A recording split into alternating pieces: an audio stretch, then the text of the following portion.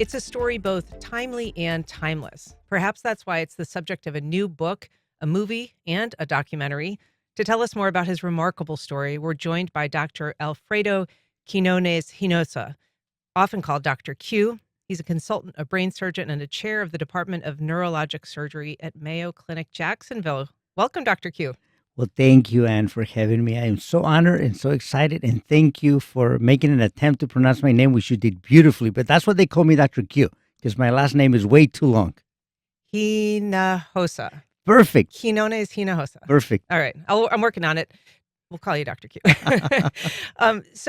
If you don't mind, I mean, your story is a very cinematic kind of life that you've led. And I guess that's why it's been the subject of so much attention, a subject of a book.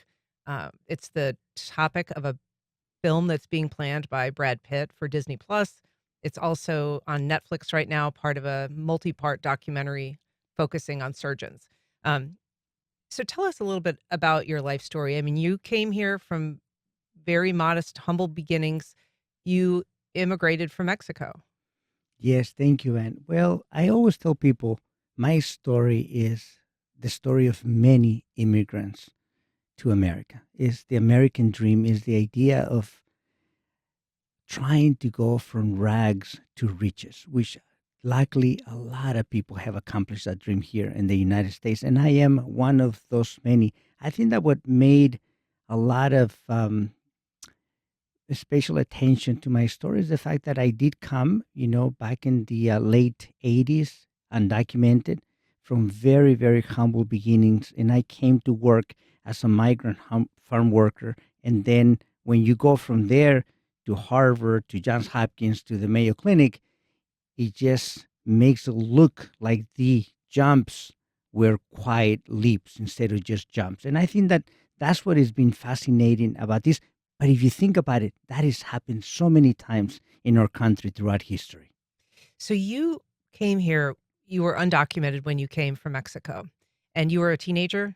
I was 19 years old, and when I first hopped the fence, what people may not realize, and I have written about this, is that I started coming when I was 15 to just work on the farm fields just for the summer to take a little bit of money and go back home to put food on the table with my parents. Because at the time, the world was going through a very, very dark period where there was a lot of poverty, and the exacerbation of a bifurcation of classes was getting more and more pronounced. And I was right there and then as a 15, 16-year-old boy growing up. And this was in Mexicali, which is kind of a border town, right? Yes, Mexicali, which is right below California. Mm-hmm. And so you had been coming regularly, but then you made the decision that you were going to come and stay. And you actually got sent back one time. Well, I was going to stay only for 2 years because I wanted to save a little bit of money, go back and continue my education. I had finished in Mexico at the age of 18 as an elementary school teacher. And I wanted to continue, potentially go to university and do more things. And I said, I'm going to go only for 2 years. During that time, I was deported back, and then I hopped the fence again. And after 2 years, I realized that making $3.35 an hour and working in the fields was going to be a little bit more challenging to save money and go back to my country. So describe a little bit what your life was like when you were working in the fields. What were you doing? What was the labor like? And you said you were getting paid $3.35 an hour? That's right. It was amazing, actually. I cannot tell you that it was easy.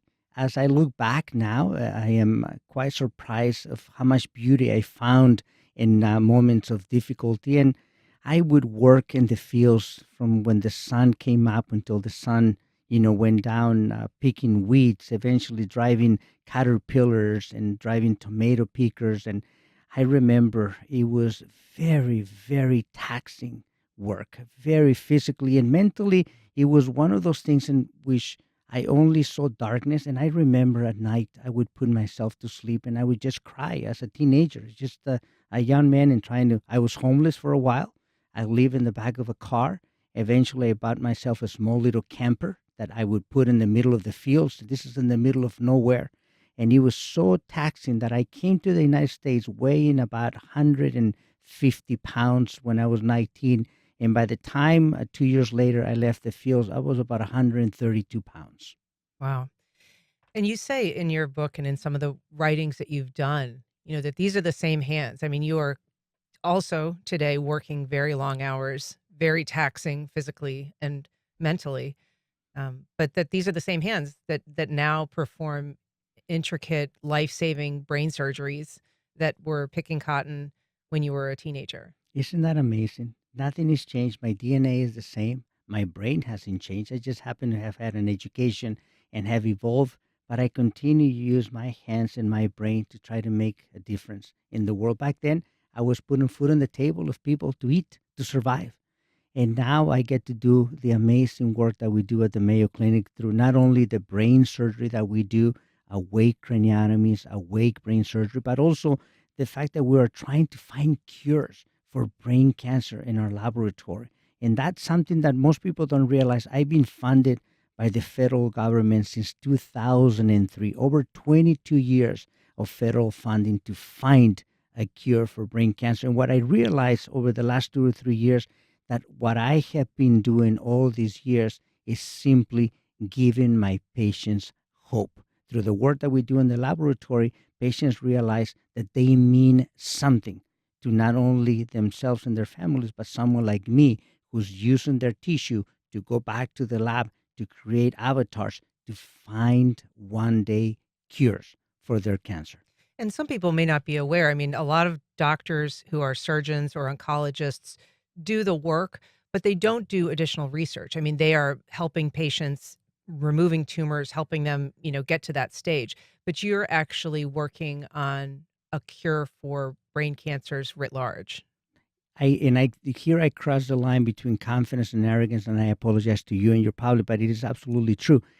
We belong to a small group of people who can not only do the clinical work, but also go back into the laboratory to do the research, hypothesis driven, and then even a smaller group of physicians that are now federally funded. If you look at brain surgeons around the United States, it's almost 3,000 that are board certified today, practicing board certification, all right, by the American Association of Neurological Surgeons, but it's less than 1% of those that have federal funding to do research. That means that we have the seal of approval by our own colleagues and scientists and say, you are worth exploring that particular question, and we're going to give you money to be able to do so. I want to talk more about the research that you're doing in just a bit, but I want to go to the moment in your life where you sort of transitioned from this one life that you were leading into the life, or at least the trajectory that led you to where you are now. It is discussed in this new Netflix documentary called A Surgeon's Cut, and your episode is basically devoted to your story and the work that you do. But let's hear a little bit of that documentary right now. I remember one day I told my cousin, who had unfortunately, just like many Mexican immigrants, abandoned school to work in the fields, that I was thinking about going back to school to learn English. And he looked at me, he goes, "What are you talking about? What do you mean you want to go to school?" He goes, "This is your future. All of us have come to this country. All of us have come as braceros, as migrant farm workers, and we work here and we're blessed to have a job. And this is your future. You're going to spend the rest of your life working as a migrant farm worker." And I got to tell you, I felt like someone just put a dagger in my heart and just twisted it. I made a very conscious decision at that point that I was not going to look back into this moment, that from then on, it was going to be forward. And so tell us what it was about kind of being told that that was the life that you were going to live that motivated you and got you on this more determined path forward. Thank you, and I think that it was a difficult moment in my life. I talk about the darkness. I talk about going, putting myself to sleep at night. In that moment, when I realized that people outside of me were seeing that fire, that light beginning to dim, and potentially beginning to think that I was going to spend the rest of my life there working as a migrant farm worker. There's nothing wrong with working as a migrant farm worker. I learned some of the most beautiful lessons in my life about discipline, determination, and the ability to get up when the world wants to put you on your knees. So I have great memories of that, but that moment was dark and it was difficult. It was difficult to get up after such a beating, both emotionally and physically, and try to do it again and not knowing what the future was going to be. So that moment was a very defining moment in my life. And I have to thank, Lucy Blackstad, the director of this episode, James Vanderpool. They told a beautiful story where they find beauty in the way in which they put this documentary together. That's why they were obviously recognized with an Emmy and a BAFTA. And I have to say that I have not seen the documentary, but when I listen to it, like right now, I have no idea what things made it to the documentary, but I'm very, very glad that they include that portion. How would you describe what you sort of brought to the table as a young person? Not everybody has opportunities, but not everybody has an internal passion or drive. And even people with lots of opportunities don't have that. So, was there a moment when you recognized that perhaps your ambitions were outsized compared to the life that you were living? I think that moment probably began to be more clear in my mind when I was in community college. And one day I was telling one of my classmates, the schoolmates in San Joaquin Delta College in Stockton, California, and I was saying, "Hey, I'd like to potentially, study, something beyond community college." And he really, his eyes, widen and lighten up, and he said to me, "Oh my gosh, you should apply to the University of California, Stanford, and all these places." And I realized that maybe there was more to it, that I could actually do more than what I was doing at that moment in time in community college. This is 1989, 1990. I ended up going to UC Berkeley in 1991. So at that moment, I think I began to realize maybe I can do a little bit more than what I believe I can do. And that has to deal and with my own feelings of being an imposter. And I struggle with this through the years. Even about 2 years ago, I gave a lecture at the Harvard Medical School about precisely my own emotions and my own imposter syndrome. That's, extraordinary given all of your accomplishments that you would still be experiencing that, but when you were starting out, you didn't speak English much or some cases really at all when it comes to the educational part of things, and so you were taking classes that were, front loading science and math and classes that you could get credits in because you were able to understand perhaps a little better than in English. Math, science, physics, chemistry, these are universal languages and they just require a certain degree of understanding, even if you don't understand the language altogether. The classes that were challenging to me were the psychology classes where I had to write. And I started taking those all the way back when I was at UC Berkeley because I needed to challenge myself. You were a psych major. I was a psych major. Most people don't realize. And then my thesis was on the, believe it or not, I'm going to throw some fancy words right here. The long-term potentiation, long-term depression role in the connection, monosynaptic, mu-opioid dependent between the nucleus accumbens and the lateral entorhinal cortex. All this to say that I was working on how we create memories to learn drug addiction. Oh, fascinating. Well, if you're just joining us, we're talking to Dr. Alfredo Quinones-Hinojosa. He is a doctor here at Mayo Clinic. He is a brain surgeon and a researcher. He began his life here in the United States as a migrant farm worker in California. You can join our conversation by calling 904-549-2937. You can also email firstcoastconnect@wjct.org or reach out on social media. I want to ask you, Dr. Q, was your status as an undocumented migrant ever a problem when you were trying to get your education? And ultimately, what was your path to citizenship? It was interesting. So this is about 1986. Ronald Reagan, instituted an amnesty. I didn't come to the United States through that.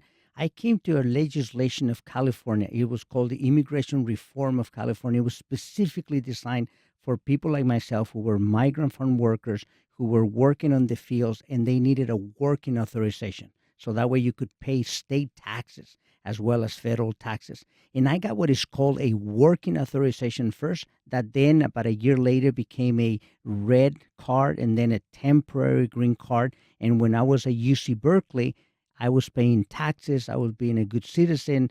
I basically qualified for a green card. And then eventually, when I was at Harvard Medical School, I qualified to become a U.S. citizen. And that was my path into this country. And so it's almost like a tiered system where if you continued to perform well, pay taxes, and be a good citizen, that status would gradually increase until you had that kind of permanent green card. Absolutely, and that's exactly how it happened to me. And I think for me it was a very easy path because I was following the rules. I was doing all the things that I needed to do, and of course, I was studying. I was working simultaneously. So eventually, by the time I became a U.S. citizen, now I'm being asked that question. I realized that it was probably complex, but at the time, it seemed so easy for me. It's hard to separate in some ways your story from the political realities of today. Obviously, immigration is a huge hot topic, a lot of attention, heat, and light on it. How has telling your story changed at all in recent years, given kind of the more inflammatory language around the immigration debate? I would say that my story hasn't changed. It's been the same for the past. I mean, I came in 1986, 1987. It hasn't really changed. What has changed is our discussions, public discussions about when I first came, the United States opened its arms for me to be able to do farm labor.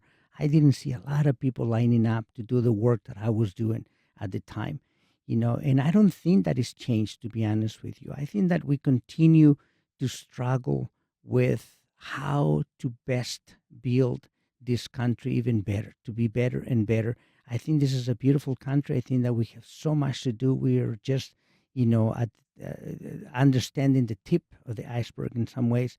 But I do believe that my story sheds some lights into not necessarily generalizing every single person because we're all human, we're all different. And I can tell you, being a brain surgeon, and I have seen so many brains, so many races, so many colors of skin, and I realize that every brain, as similar as it may be, has a little bit of variability. And that allows me to understand that we have to figure out how to best understand every single person. It takes a lot of work, but if we do so, I think that we can build a better world. We can build a better country.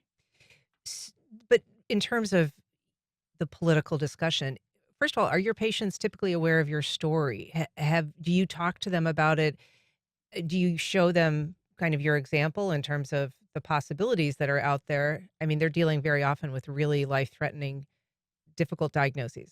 It's interesting. My patients, of course, a lot of them know about my story. They either read my book or they see me in interviews or documentaries and things like that.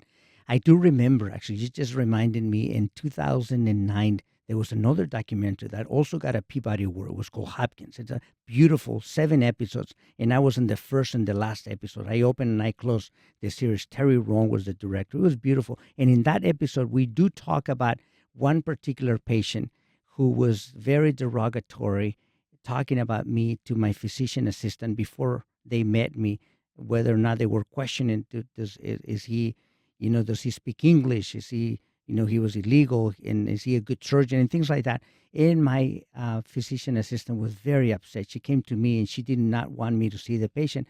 And I said to her, look, a lot of our patients are battling brain tumors. So they're battling two things. Sometimes they're battling, a disease, a brain tumor, a cancer. And sometimes they're also battling their own misconceptions about another race, another religion, another person. So my role is to go in and take care of them. And that's exactly how I live my life. But this patient was derogatory enough that your physician assistant was basically saying, this is not a patient you should be dealing with. Correct. And I have over the years learned that my role, my responsibility as a physician is to take care of patients, regardless how they may feel about me. And I think that I feel very strongly about that. Well, we're talking to Dr. Q. He is a brain surgeon at the Mayo Clinic here in Jacksonville, and you are welcome to join our conversation. You can give us a call at 904-549-2937, or you can email firstcoastconnect@wjct.org. We've got a call from Les on the west side. Good morning, Les. Go ahead. Hello. Good morning, Les. Go ahead. Good morning. I just wanted to ask Dr. Q if his advancement has had an effect on his family or his circle of friends. Thank you. Good question, Les. So you had, I think, 6 siblings at one point, and then your parents are still alive? Yes. Yeah, so what is the status? I mean, have they followed you to the United States? Were some of them here when you arrived? Yes, thank you, Les, for that question. Yes, when I first came, my parents also, we were able to, work in the fields together. They came exactly the same pathway that I mentioned. So that was a positive effect in their lives as well. My siblings were also migrant farm workers, so they were able to qualify for the same. And I would say that later on, Les, and as I continued to get an education, it's clear to me that is the influence that I have had on my family, on my friends, and most recently on my patients has been a influence of people wonder, can we all do similar things? Can we all excel? Can we all face adversity in difficult times? Not everybody can, and I recognize that. I think that the greatest challenge that I have had in my last 20 years of my life is how to balance what I want to do, the desires that I have to change the world, to make it a better place, to find cures for cancer, to go with my foundation around the world and help poor people, and at the same time be present at home with my own children, because I am only one human being to do all these things that I mentioned to you: running a lab, being a dean of research, being a surgeon, having a non-for-profit organization. Takes a lot of time, and I would say that the people who have paid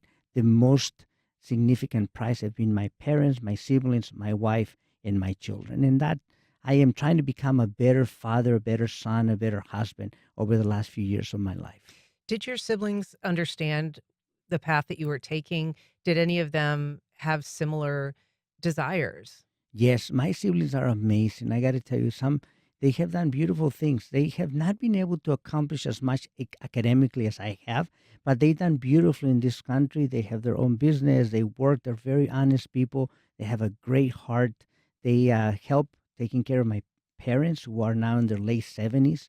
And as you can imagine, they understand it. And of course, there's a second part to a follow up to the Netflix documentary that they're doing now, more concentrated on my laboratory work and my work with our foundation, Mission Brain, that goes now in 27 countries, over 109 chapters active, doing work to help poor people. And now we're beginning to understand my parents. So this next documentary is going to touch upon that. And it's also going to touch upon the influence on my family and how my parents have coped with this. So that goes back to the question by Les.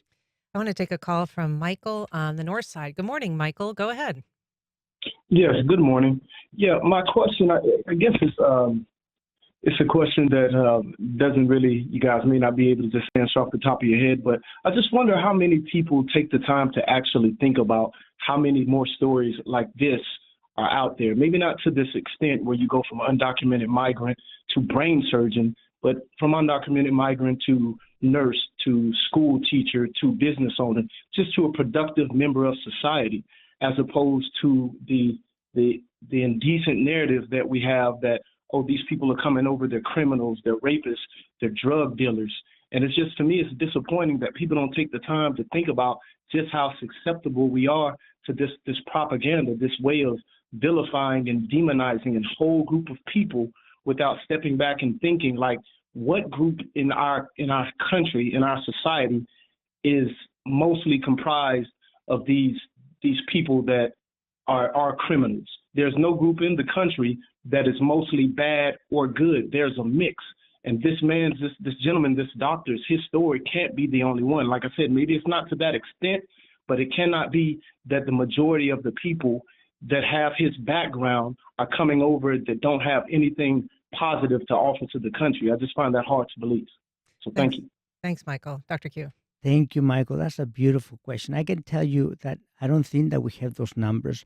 I can tell you what I am doing to be able to change the discussion. I have 2 books in the making right now, and one of them has to do precisely with that, me uncovering stories like mine and even more beautiful, people who are inspired, who came to this country with the pure desire to do good, to advance themselves and to advance this country. And they're so grateful to this country. So I'm in this next book, I'm uncovering some of those stories to illustrate that point. But I think that your point is well taken. I think that we could potentially gather those numbers to begin to change the discussion, because you're right, things are not black and white. Most of the world is in the gray zone, which is, by the way, the color of the brain.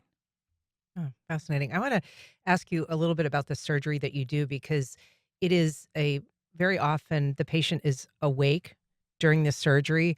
And I'm interested if you could explain why that is, why that's important to you to have the patient awake, and then also just kind of what that requires of the patient.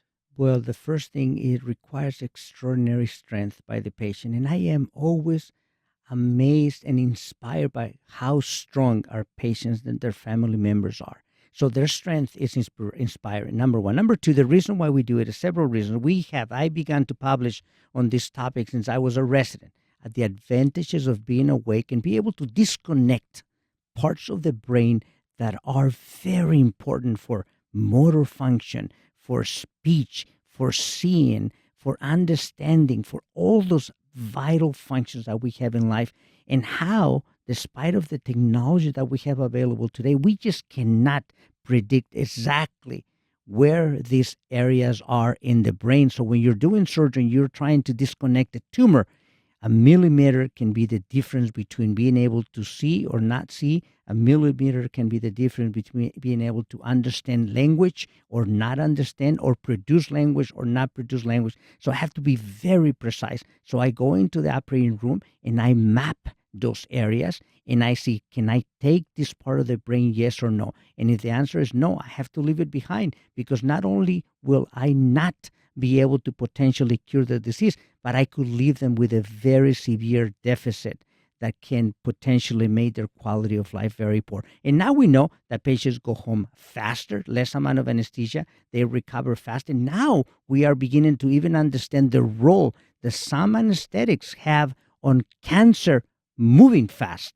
And that is something that we are doing in my laboratory to unravel those mysteries. You mean that additional anesthetic can actually Correct. hasten the development of a cancer? Correct. I mean, it's funny, we look at medical textbooks and often the brain is mapped out in colors, regions, but when you get in there and you're doing surgery, it's not always crystal clear where one segment or part of the brain begins and another ends.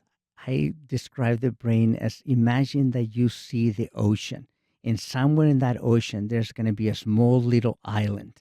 And depending how close you get, you're going to be able to appreciate that island. And that island may be very, very important for some vital function for that patient. And so when you're doing this surgery and you're removing these tumors, the patients are responding to you? I mean, if you're asking them a question or having a conversation? Well, absolutely. You can actually see it in the documentary on Netflix. I have Rob right there, who was completely awake as I was taking out this tumor, disconnected the tumor from parts of the brain that were important for language, were important for motor function. And we were able to ask the question, can I remove that portion, yes or no? And the patient is talking to me, is moving, is reflecting. And many times, and they are actually part of the decision making that I have to make in the operating room to take a risk or not to take a risk with a patient. And that is, to me, beautiful and inspiring. We've got an email from Christian. He says, I lost my wife at 41 to glioblastoma. I lost another close friend a few years prior to a grade 4 Yes. glioma. Has there been an increase in young people getting these cancers? How does Dr. Q feel about the current standard of care?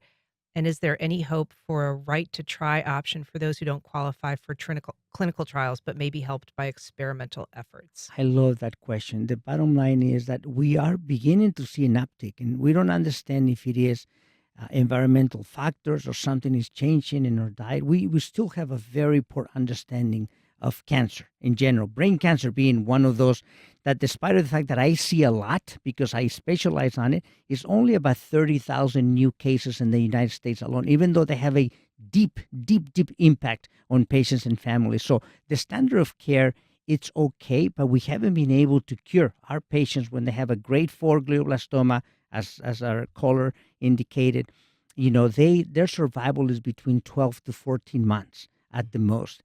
A few patients now we're beginning to understand when they get into clinical trials that they can survive longer, but not everybody, can be engaged in clinical trials. I tell you what we're doing at the Mayo Clinic to overcome and those challenges, because being on clinical trials requires you travel into cities, staying in cities. It's quite expensive to come to these tertiary care centers. So now the Mayo Clinic, we're implemented things like cancer care beyond walls, something that Dr. Dranka has led, one of our cancer center leaders here at the Mayo Clinic, something that Ken Thielen has led. We are not trying to provide the care, the clinical trial access to patients that may be in rural communities far away, so that way everybody one day in our dreams will be engaged in a clinical trial that can positively impact their life.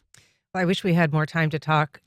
Dr. Quinones-Hinojosa from the Mayo Clinic, brain surgeon, dean of research there. Thank you so much for being on the show today. Thank you, Ann, and thank you to Jamie and Stacy for having me.